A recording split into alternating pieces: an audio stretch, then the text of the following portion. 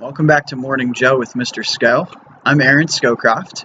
Today we're going to be talking about the difference between a fixed rate mortgage and an adjustable rate mortgage and how these can be helpful for you in your next home buying process. I'll start with the fixed rate mortgage because it's nice and easy.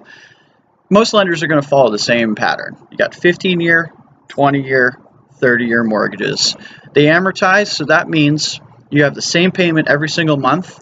Whereas in the beginning, you're going to pay more towards interest, less towards principal. And then as you get to the end of your loan, the tables turn. You pay more towards your principal, less towards your interest. Interest is deductible on your income tax return, provided you meet all the requirements. For today's example, we're going to go over the adjustable rate mortgage, specifically the 7-1 ARM. The 7-1 ARM is pretty simple. You have a 7-year period, and then at the end of your 7-year period, your interest rate's either going to drop or go up.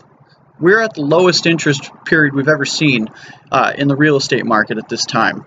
So it's more likely that the rates are going to start going up at some point rather than go down.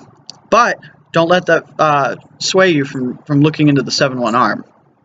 The reason the 7-1 ARM could be good for you is that if you are moving into a property that you don't plan on being in for very long, 7-1 ARM is great because it's going to save you a lot of money up front.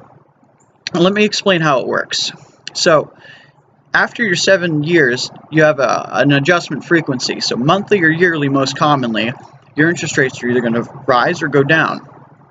This is based on a market index. So like certificates of deposit and treasury bonds, you'll want to make sure to ask your lender what index your adjustable rate mortgage is following.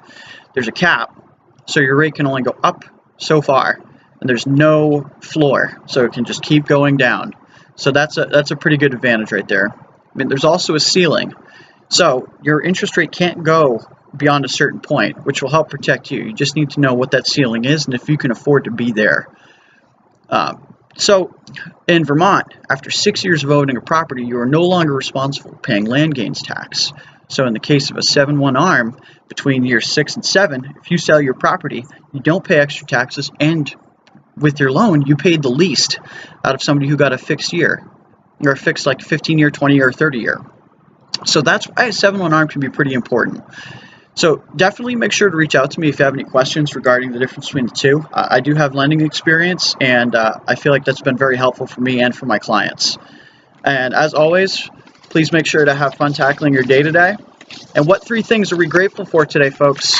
I'm grateful for my warm, comfy bed. I'm grateful for the hugs that I got from my son this morning. And I'm grateful for beautiful fall days. So make sure to write down what you're grateful for today, folks, and have a great day.